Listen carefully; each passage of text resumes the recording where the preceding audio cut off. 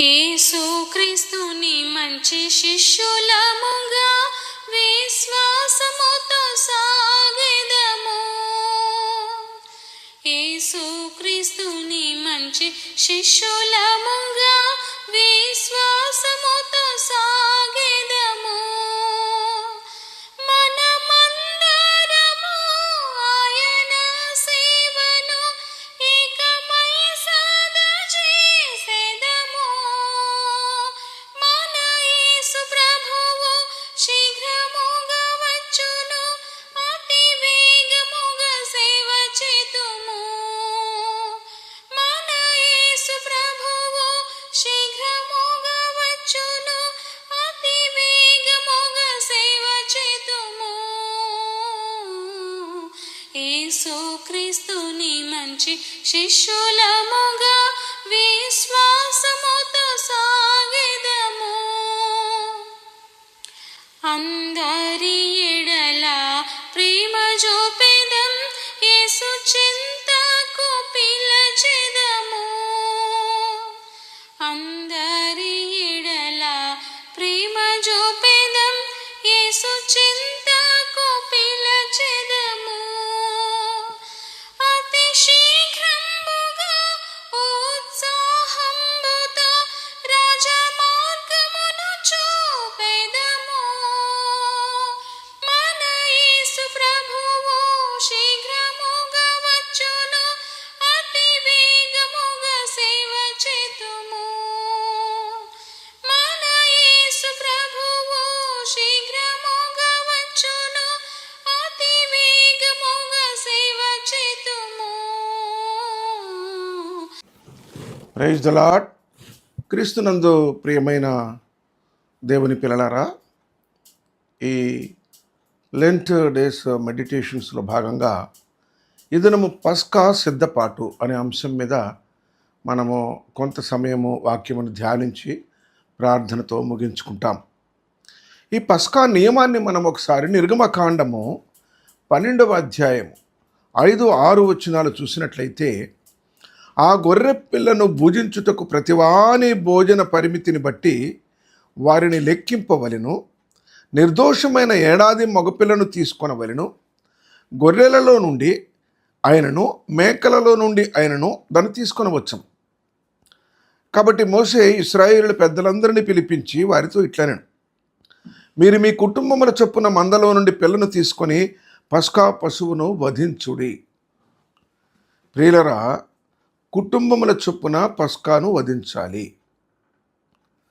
అయితే ఆశ్చర్యం ఏమంటే, మనకు మత్తయి, మార్కు, లూకా వ్రాస్తూ మరి వారు గొర్రెపిల్లను వధించినట్టుగా ఎక్కడ మనకి రాయబడలేదు. చూడండి, మత్తయి సువార్త 26వ అధ్యాయము 17వ వచనములో యేసుక్రీస్తు ప్రభు వారితో మాట్లాడుతున్నారు. పులియని రొట్టెల పండుగలో మొదటి దినమందు శిష్యులు యేసునందు యొద్దకు వచ్చి, పస్కాను భుజించుటకు మేము నీ కొరకు ఎక్కడ సిద్ధపరచగోరుచున్నామని అడిగిరి. అందుకు ఆయన, మీరు పట్టణమందున్న పలాని మనుష్యుని యొద్దకు వెళ్ళి, నా కాలము సమీపమై ఉన్నది, నా శిష్యులతో కూడా నీ ఇంట పస్కాను ఆచరించదనని బోధకుడు చెప్పుచున్నాడని అతనితో చెప్పుడనెను. యేసు తమకు ఆజ్ఞాపించిన ప్రకారము శిష్యులు చేసి పస్కాను సిద్ధపరచిరి. చూసారా, మరి ఇక్కడ పస్కాను సిద్ధపరచిరి అనే మాటలో ఒక మర్మం ఉన్నది. వారు మేకను సిద్ధపరిచినారా, గొర్రెపిల్లను సిద్ధపరిచినారా? మర్మంగా ఉన్నది ఇక్కడ. ప్రియులారా, ప్రభువు కూడా వారికి మన శిష్యులము, మనము ఒక కుటుంబము, ఇది నియమ ప్రకారం అయితే కుటుంబముల లెక్క ప్రకారము సిద్ధపరచబడవలసి ఉన్నది. అయితే ఈ పస్కా విషయమై గొర్రెపిల్లనా, మేకపిల్లనా ఆయన బయలుపరచలేదు, తెలియపరచలేదు. ఆయనతో ఆ క్లారిఫికేషన్స్ తీసుకునే అంత వారికి లేదు. వారు, మీరు వెళ్ళండి, ఒక వ్యక్తి పలానా వ్యక్తి ఉన్నారు, వెళ్ళండి, నేను చెప్పానని చెప్పండి అన్నారు, అంతవరకే. చూడండి, ఈ సంగతిని మనము మార్కు సువార్తలో చూద్దామండి. మార్కు సువార్త 14వ అధ్యాయం 12వ వచనములో, పులియని రొట్టెల పండుగలో మొదటి దినమున వారు పస్కా పశువును వధించునప్పుడు ఆయన శిష్యులు, నీవు పస్కాను భుజించుటకు మేము ఎక్కడికి వెళ్ళి సిద్ధపరచగలనని కోరుచున్నావని ఆయనను అడుగగా, ఆయన మీరు పట్టణంలోనికి వెళ్ళుడి, అక్కడ నీళ్ల కుండ మోయుచున్న ఒక మనుష్యుడు మీకు ఎదురుపడును. వాని వెంట పోయి వాడు ఎక్కడ ప్రవేశించునో ఆ ఇంటి యజమానుని చూచి, నేను నా శిష్యులతో కూడా పస్కాను భుజించుటకు నా విడిది గది ఎక్కడనని బోధకుడు అడుగుచున్నాడని చెప్పుడి. అతడు సామగ్రితో సిద్ధపరచబడిన గొప్ప మేడగది మీకు చూపించును, అక్కడ మన కొరకు సిద్ధపరచుడని చెప్పి తన శిష్యులలో 2 పంపెను. శిష్యులు వెళ్ళి పట్టణంలోనికి వచ్చి ఆయనతో వారితో చెప్పినట్టు కనుగొని పస్కాను సిద్ధపరచిరి. ప్రియులారా, ఇక్కడ కూడా మర్మం ఉన్నది. ఇక్కడ కూడా మరి 12 మంది శిష్యులు ఆయన గారితో 13 మందికి ఒక కుటుంబముల లెక్క చొప్పున మరి సిద్ధపరచవలసిన పస్కా నియమము ప్రకారము ఒక గొర్రె పిల్లను కానీ ఒక మేక పిల్లను కానీ వారు సిద్ధపరిచినారంటే అది ఇక్కడ కూడా దాచబడింది. సంగతి జాగ్రత్తగా గమనించవలసినవి, ప్రాముఖ్యమైన అంశం ఇది. మనం ఒకసారి లూకా గారు కూడా ఏం రాశారు అది కూడా ఒకసారి చూద్దాం. ఈ లూకా సువార్త 22వ అధ్యాయం 8వ వచనంలో చూస్తే, 7వ వచనం నుండి చూస్తే, పస్కా పశువును వధింపవలసిన పులియని రొట్టెల దినము రాగా యేసు పేతురును యోహానును చూచి, మీరు వెళ్ళి మనము భుజించుటకై పస్కాను మన కొరకు సిద్ధపరచుడని వారిని పంపెను. చూసారా, ఇక్కడ మనకి మరి మార్కు గారు రాస్తున్నప్పుడు ఏమన్నారంటే 2 శిష్యులు అన్నాడు, కానీ లూకా గారు వారి పేర్లు కూడా రాస్తూ ఉన్నారు, పేతురును యోహానును అని. వారు మేము ఎక్కడ సిద్ధపరచుకోరుచున్నామని ఆయన అడుగగా, ఆయన ఇదిగో మీరు పట్టణంలో ప్రవేశించినప్పుడు నీళ్లకుండా మోసుకొని పోచున్న ఒకడు మీకు ఎదురుగా వచ్చును, అతడు ప్రవేశించు ఇంటిలోనికి అతని వెంట వెళ్ళి, నేను నా శిష్యులతో కూడా పస్కాను భుజించుటకు విడిది గది ఎక్కడనని బోధకుడు నిన్ను అడుగుచున్నాడని ఇంటి యజమానునితో చెప్పుడి. అతడు సామగ్రి గల ఒక గొప్ప మేడగది మీకు చూపించును, అక్కడ సిద్ధపరచుడని వారితో చెప్పాను.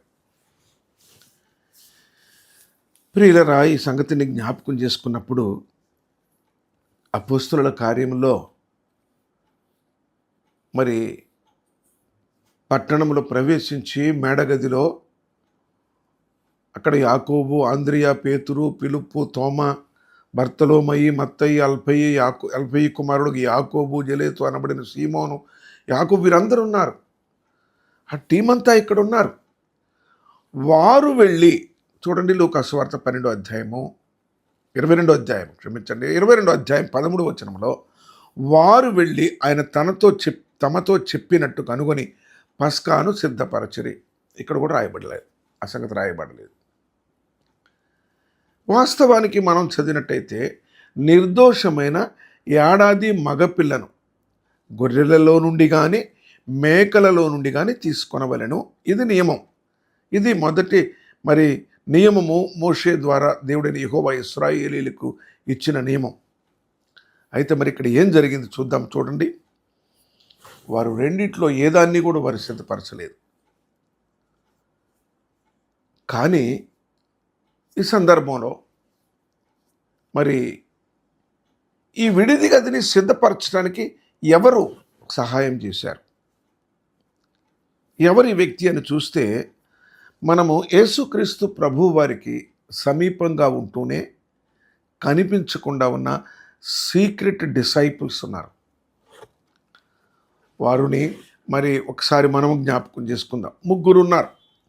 3 వ్యక్తులలో ఒకరు పస్కా సిద్ధపరచుటకు వారు మరి ప్రభువుకు వారు సహకరించిన వారుగా ఉన్నారు. ప్రియులారా, మీ ఎదుట ఉన్న గ్రామమునకు వెళ్ళుడి, అక్కడ మరి గాడిద ఒకటి కట్టబడి ఉంటుంది అన్నారు. వెంటనే దానిని తోలుకొని వచ్చారు. మనకు తెలుసు, మట్టల ఆదివారం నాడు మొదటి సీక్రెట్ డిసైపుల్. 2వ సీక్రెట్ రహస్య శిష్యుడు అరిమతయి యోసేపు. అరిమతయి యోసేపు యేసు శిష్యుడు అని కూడా రాయబడింది. మత్తయి సువార్త 27వ అధ్యాయము 57వ వచనములో, అతడు తెగించి పిలాతును అడిగి యేసుక్రీస్తు ప్రభు యొక్క రక్తసిక్తమైన ఆ దేహమును దించి సమాధిలో ఉంచినవాడు. జ్ఞాపకం పెట్టుకోవాలి. మరొక శిష్యుడు యూదుల అధికారి అయిన నికోదేమను పరిసయ్యుడు. చూడండి, ఆయన ఏర్పాటుకి ఎంతమంది మరి వారు సహకరిస్తూ వచ్చారు అనేది ఇక్కడ మనం జ్ఞాపకం చేసుకోవాలి. మరి పస్కాని ఎలా భుజించారు తర్వాత మనం రాబోయే దినాల్లో జ్ఞాపకం చేసుకుందాం. ఎందుకంటే ఒక్కసారి ఒక పెద్ద మెసేజ్ చేయటం మరి ప్రభు అనుమతించలేదు. 40 దినాలు ఒకేసారి చెప్పలేం కదా, ధ్యానించుకుందాం. అలాగే ప్రియులరా, ఇంకొక మాట కూడా మనకి యోహాను సువార్త 12వ అధ్యాయము 42లో మరి యోహాను గారు ఏమని రాస్తాడంటే, ఆయనను అధికారులలో కూడా అనేకులు ఆయన యందు విశ్వాసం ఉంచిరి కానీ సమాజములో నుండి వెలివేయబడుదుమేమోనని పరిసయ్యులకు భయపడి వారు ఒప్పుకొనలేదు. నేటికి కూడా నేను క్రైస్తవుణ్ణి అని చెప్పటానికి భయపడేవారు మన మధ్య ఉన్నారు, మనలో ఉన్నారు, మనమున్నాము కొన్నిసార్లు. ప్రియ సహోదరి, స్నేహితుడా, నీవెలా ఉన్నావు? నువ్వు ఎలాంటి సాక్షిగా ఉన్నావు? ఎక్కడైనా ఎప్పుడైనా ప్రభు పక్షంగా నిలబడటానికి సిద్ధంగా ఉన్నావా? ఇక్కడ శిష్యులు వెళ్ళారు, ఒక అపరిచితుని దగ్గరికి వెళ్ళారు. ప్రభు అడుగుతున్నారు, పస్కా ఎక్కడ మేము భుజించాలి, బస చేయు స్థలము మాకు కావాలి అని. అతడు చూపించిన స్థలము మేడగది, గొప్పది ప్రియులరా, గొప్ప మేడగది. రెండో మాట, సామగ్రి గలది. వారు ఏమీ తీసుకొని రావనవసరం లేకుండా అన్నీ సిద్ధపరిచి ఉన్నది. కనుక ప్రభు నీ ఇంటికి వస్తే, ప్రభు నీతో సహవాసానికి వస్తే నువ్వు సిద్ధంగా ఉన్నావా? ప్రభు శిలువ ధ్యానంలో కన్నీరు గారుస్తున్నావేమో, దుఃఖపడుతున్నావేమో, నా ప్రభు నా కొరకు మరణించినారని మరి విచారిస్తున్నావేమో, కానీ ఆయన కొరకు నీ స్థలము సిద్ధపరిచి ఉన్నావా? నీ హృదయంలో స్థానం ఉందా? నీ హృదయంలో గొప్ప స్థానం ఉందా? ఏ స్థానం ప్రభుకి ఇస్తావు? ఏ స్థానం ప్రభు కొరకు సిద్ధపరిచినావు? ప్రార్థన చేసుకుందాం. ప్రేమ కలిగిన తండ్రి, పరిశుద్ధమైన దేవ, వందనములు, స్తోత్రములయ్యా.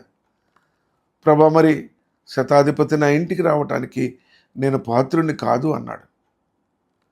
అతనికి మేడగదులు లేదా? అతనికి సామగ్రి లేదా?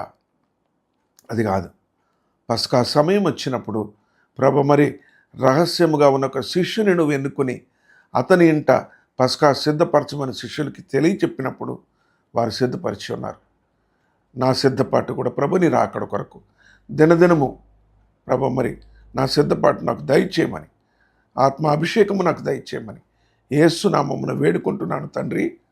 ఆమెన్. Praise the lord.